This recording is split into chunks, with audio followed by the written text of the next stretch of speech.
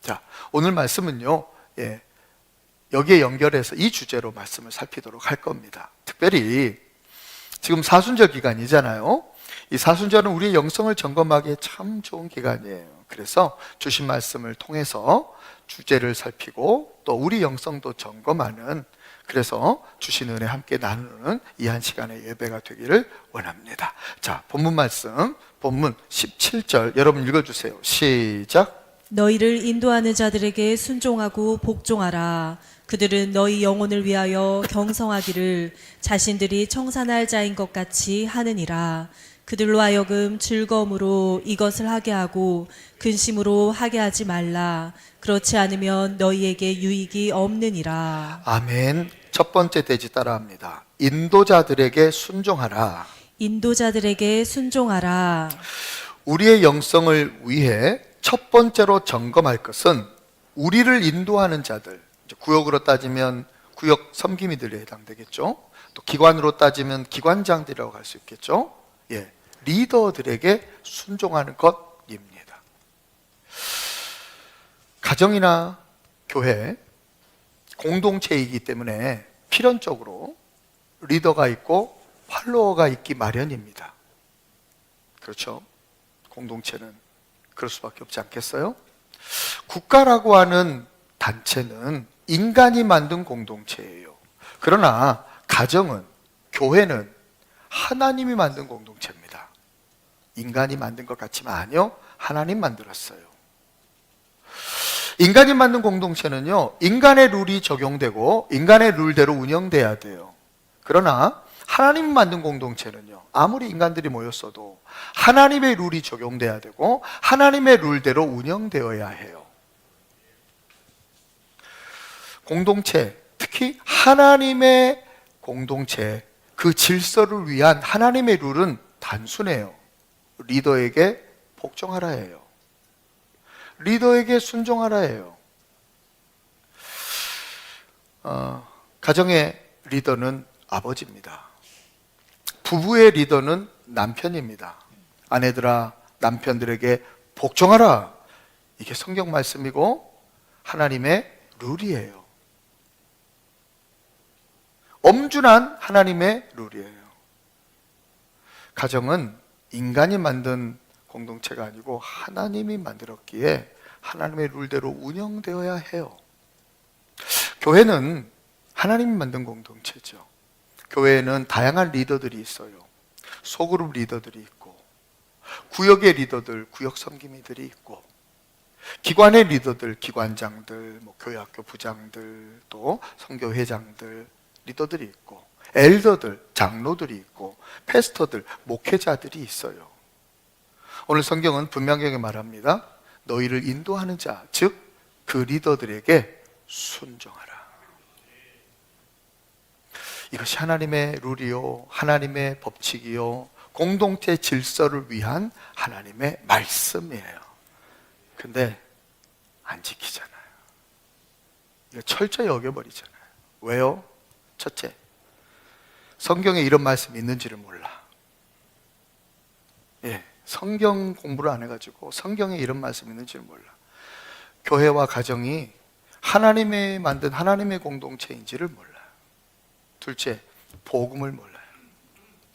복음의 질서도 모르고 복음이 뭔지도 잘 몰라요.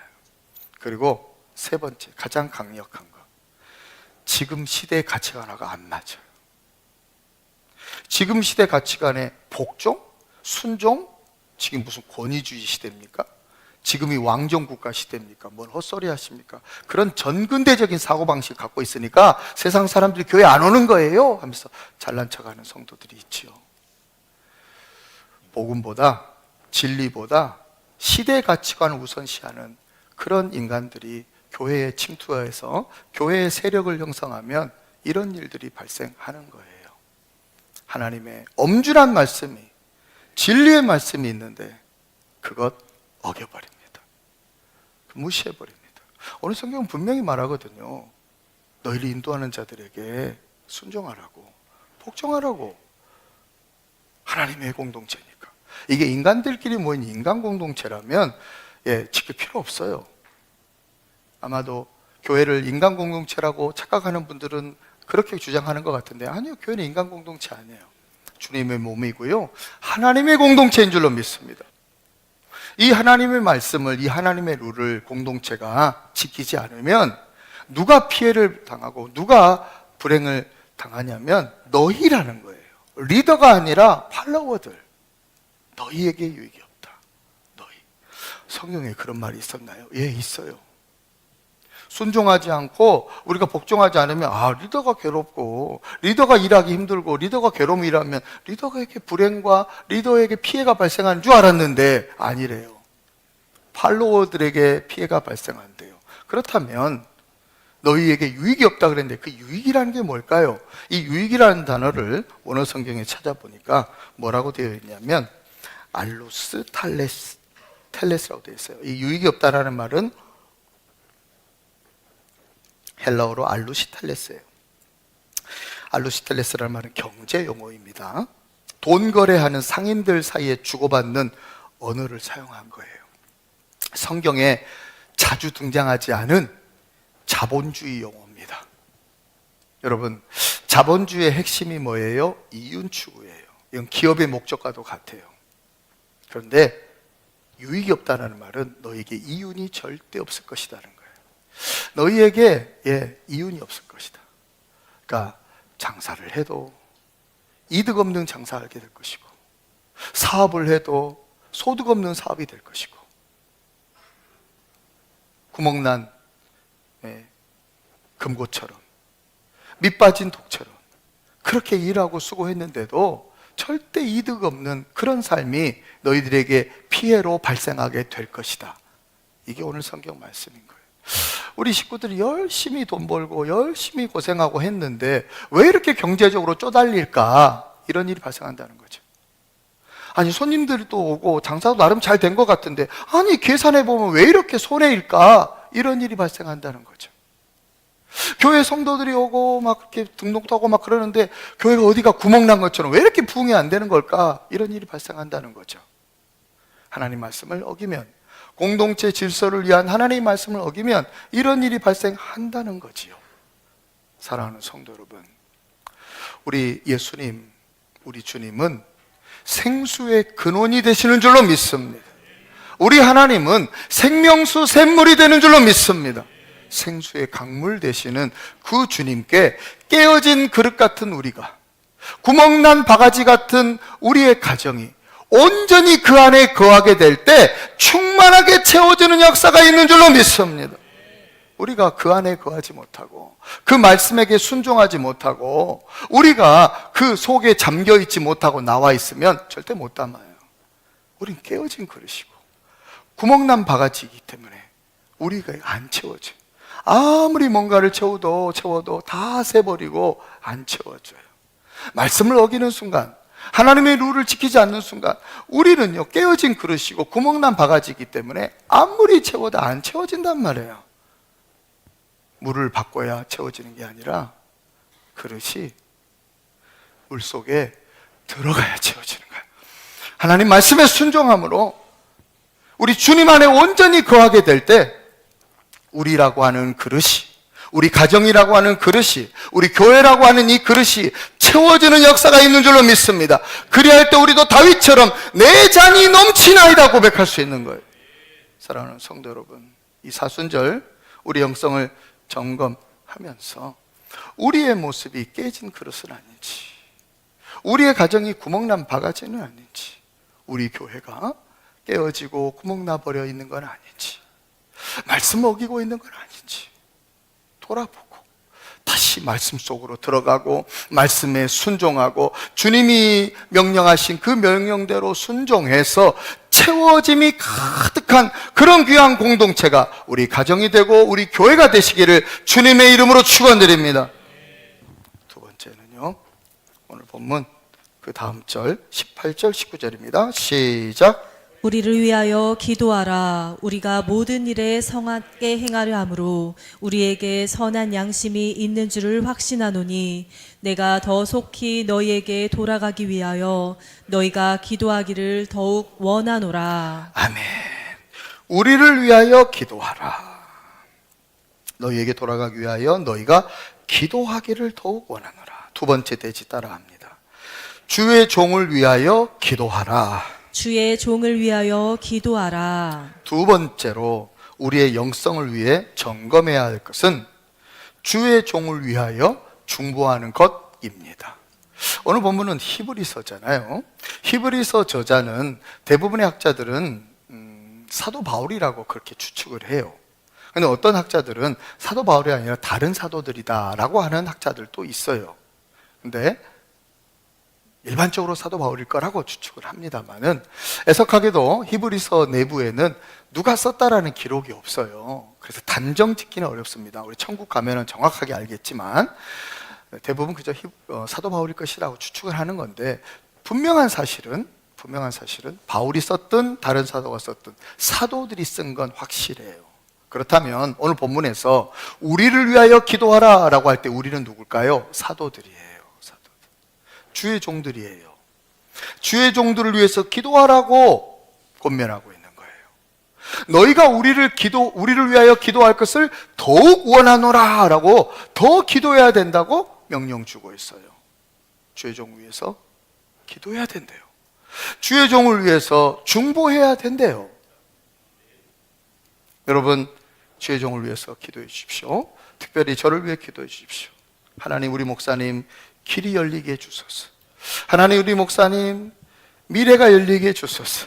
하나님, 우리 목사님 사역 해낼 수 있도록 도와주시옵소서. 사순절 우리의 영성을 점검하는 기간입니다. 우리가 해야 될 기도 제목 중에 주의 종을 위해서 꼭 기도해야 한답니다. 이 부족한 종 위해서 뿐만 아니라 우리 교회는 목사님들도 계시고 전사님들도 계십니다.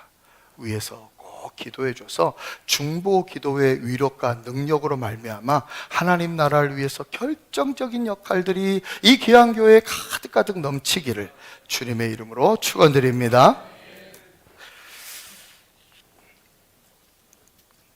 세 번째, 본문 20절 말씀 읽겠습니다. 시작. 양들의 큰 목자이신 우리 주 예수를 영원한 언약의 피로 죽은 자 가운데서 이끌어내신 평강의 하나님이. 아멘. 세 번째 대지 따라합니다. 주 예수의 피 흘리심을 묵상하라. 주 예수의 피 흘리심을 묵상하라. 세 번째로 사순절에 우리의 영성을 위해 점검해야 할 것은 우리 주 예수의 피 흘려주심을 깊이 묵상하는 것입니다. 사순절 영성의 핵심이죠. 우리 예수님이 피 흘려 죽으신 사건을 깊이 묵상해야 하는 거예요. 예수님이 피 흘려 죽으심으로 우리가 죄 사함 받은 줄로 믿습니다. 피 흘림이 없는 즉 사함이 없느니라고 했는데, 우리 예수님이 피 흘려 죽으셨기에 우리의 죄가 사해진 거예요. 그러므로 예수님은 인류의 죄를 위하여 희생의 제물이 되셨어요. 그래서 그 죄값을 치르셨어요. 이것을 속량이라고 해요. 대속이라고 해요. 예수님이 속량, 곧 죄사함 받게 주신 줄로 믿습니다. 이것이 복음이에요, 복음. 우리 예수님 십자가에 피 흘려 죽으심으로 우리의 죄값이 다 치러졌고, 그래서 우리는 죄로 말미암아 죽어야 하는데, 죄의 삭슨 사망이라고 했으니 우리의 죄로 말미암아 우리가 죽어야 되는데, 예수님이 대신 죽어주셨기 때문에, 대속해 주셨기 때문에, 속량, 값을 치러줬기 때문에 우리가 죽음에 이른 것이 아니라 영생을 얻게 된 줄로 믿습니다. 이 귀한 복음을 깊이 묵상하는, 이 귀한 예수님의 보혈 흘려주심을 깊이 묵상하는 절기가 사순절 이절기가 되기를 축원합니다. 특별히 오늘 본문 20절에 예수님의 피 흘려주심이라고 하는 단어가 들어있는데, 이 20절은요 사실은 긴 문장이지만 주어에 해당되는 주어 구라고 말할 수 있어요. 주어는요, 하나님이 주어예요. 제가 오늘 본문을 다시 한번 읽어볼게요. 20절. 양들의 큰 목자이신 우리 주 예수를 영원한 언약의 피로 죽은 자 가운데서 이끌어내신 평강의 하나님이가 주어예요. 그러니까 20절이라는 이 긴 문장은 결국 주어 하나인 문장인 거죠. 이 주어 하나님이라고 하는 것을 계속 수식하고 있는 수식구로, 그러나 단어 하나하나가 너무너무 소중한 수식구로 연결되어 있는 주어 구가 20절 문장이에요. 근데 주어는 하나님이라고 그랬잖아요. 근데 이 하나님이라고 하는 이 하나님이를 가장 가까이에서 수식하고 있는 단어가 뭐냐면 평강의 하나님이에요. 평강의 하나님, 평화의 하나님, 평안 주신 하나님. 그래서 이 본문을 제가 원어로 보니까 이렇게 되어 있어요. 호데오스테스 에이레네스라고 되어 있어요. 하나님은 평화를 주시는 분이시다, 이런 의미예요. 여러분, 하나님은 우리에게 평화 주시기 위하여 이 땅에 아들 예수를 피 흘려 죽기까지 우리에게 내어주신 줄로 믿습니다. 여기서 우리 중요한 사실 깨달아야 돼요. 평화는 희생이 따르는구나 라는 사실을 알아야 돼요. 평화의 대가에는 희생이라는 것이 있구나를 발견해야 돼요. 돈 리차드슨이 쓴 피스 차일드라는 책이 있습니다. 꽤 오래전에 나온 책이었기 때문에 우리나라 번역서로는 화해의 아이라고 하는 책으로 번역된, 지금 다 절판이 됐을 거예요. 이 돈 리차드슨이 누구냐면, 그는 선교사였는데 남태평양 이 파푸아 뉴기니 근처에 있는 샤위 부족 선교사였습니다. 근데 샤위 부족은 식인 풍습이 남아있는 무시무시한 부족이었어요. 이 선교사님이요, 그 식인종들에게 복음을 전하러 갔는데 이 복음에 걸림돌이 되는 게 있었어요. 그건 뭐냐면 식인 풍습이 아니었대요. 그 지역, 그 족속들, 그 부족들에게 있는 특유한 고유의 문화와 정서가 복음을 가로막는 큰 장애물이었다는 거예요. 아니, 식인의 풍습보다 더 복음을 가로막는 장애물이 그 지역, 그 족속들, 그 정서와 문화였다면 과연 그게 뭐였을까요? 희한하게도 그 지역, 그 족속들은요, 배신과 배반이 미덕으로 굳혀져 버린 아주 희한한 풍습과 이 문화가 수백 년간 내려왔대요. 이게 복음의 걸림돌이 됐대요. 그때까지 이 부족들은 석기 시대를 살았어요. 그래서 이 선교사님이요, 쇠붙이를 딱 전해주니까 너무너무 좋아하더래요. 뭐 금을 주고 다이아몬드를 줘도 별 반응을 안 하더니 쇠붙이를 주니까 너무 좋아한 거예요. 신문명을 만난 거잖아요. 그래서 철기 문명을 주면서 쇠붙이를 전해주면서 라포를 형성했어요. 그래서 아주 친근해지면서 그래서 복음을 조용히 전했습니다. 예수님 이야기를 해줬어요. 그랬더니 예수님 이야기가 끝나고 났더니 이 부족들이요, 가룟 유다에게 열광을 하는 거예요.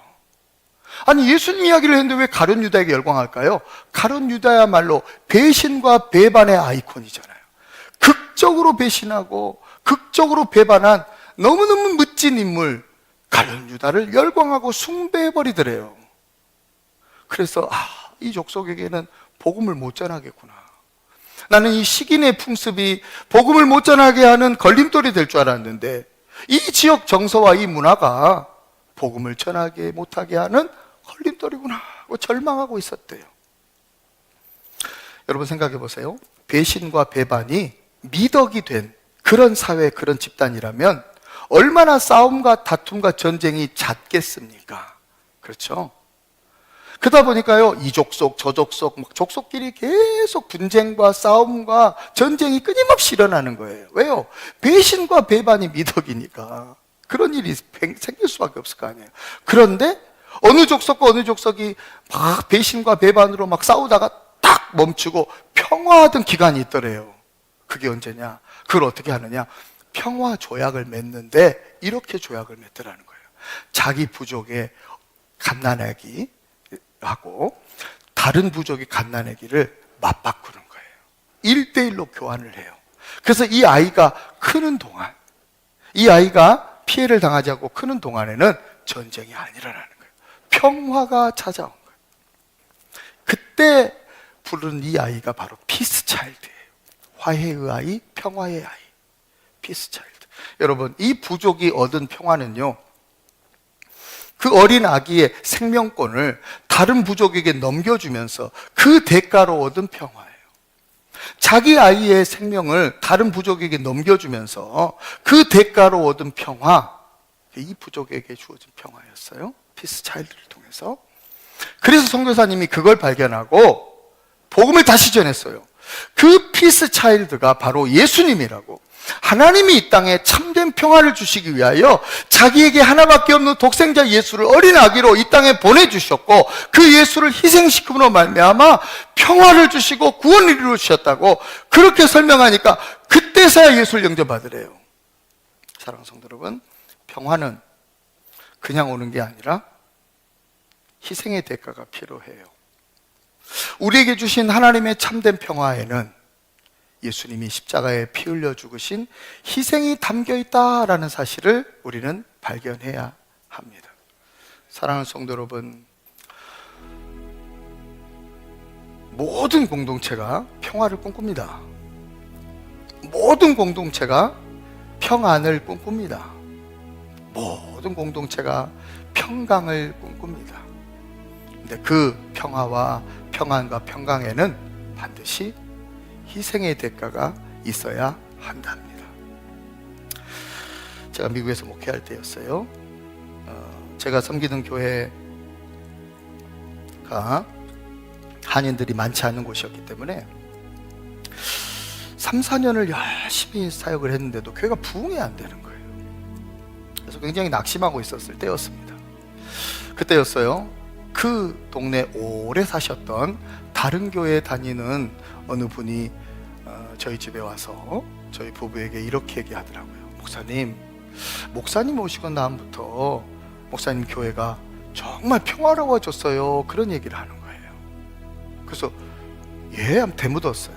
그때 그분이 하는 말이, 목사님 오시기 전까지 그 교회는 항상 분쟁이 있었다는 거예요. 항상 싸움이 있고 분쟁이 있고 너무너무 시끄러웠대요. 근데 목사님 오시고 목사님 부부가 온 다음부터는 분쟁이, 시끄러움이 사라지고 태평성대 평화로워졌다고 자기는 그렇게 보고 있다는 거예요. 그러면서 제 아내 칭찬을 정말 했어요. 사모님 역할이 큰 것 같아요. 그 교회가 이화여대 출신이 많아가지고 굉장히 드센데 사모님이 이대 출신인데도 불구하고 부엌에서 하루 종일 일하고 있으니 성도들이 너무너무 좋아하고 존경하더라고요. 목사님 오셔서 교회가 굉장히 평화로워졌어요. 그랬어. 제가 그 얘기를 듣고 그때 속으로 이렇게 생각했습니다. 내가 이 교회의 부흥은 못 지켜도, 교회의 부흥도 굉장히 귀한 가치지만 교회의 평화도 너무너무 귀한 가치잖아요. 내가 교회의 부흥은 못 시켜도 교회의 평화를 이룰 수 있겠구나. 그 일을 위해서 누군가가 희생해야 된다면, 누군가가 부엌에서 희생을 하고, 누군가가 자존심이 무너지는 희생을 해야 되고, 누군가가 더 큰 희생을 해야 된다면 목회자가 해야 맞겠구나 생각했어요. 그리고 그 생각은 지금도 변함이 없고 지금 다시 품게 되었어요. 교회 평화를 위해서 누군가가 희생해야 된다면 목사가 하는 게 옳아요. 사랑하는 성도 여러분, 사순절 우리 영성을 점검하는 기간이에요. 우리에게 평화 주시기 위하여 예수님이 오셨어요. 하나님은 예수 그리스도로 말미암아 참된 평화를 우리에게 내려주셨어요. 그 평화 속에 예수님의 피 흘리심, 십자가의 죽으심이 있어요. 우리 예수님이야말로 피스 차일드, 진정 화해를 위해서, 평화를 위해서 희생하신 분이 예수 그리스도예요. 성도 여러분, 우리 그 예수님을 본받는 성숙한 그리스도인들이 되기를 축복합니다. 우리도 피스 차일드가 되고 우리도 피스메이커가 되어서 화평케 하고 평화롭게 하는 그 귀하고 성숙한 교회 공동체가 우리 교회가 꼭 되어지시기를 주님의 이름으로 축원드립니다.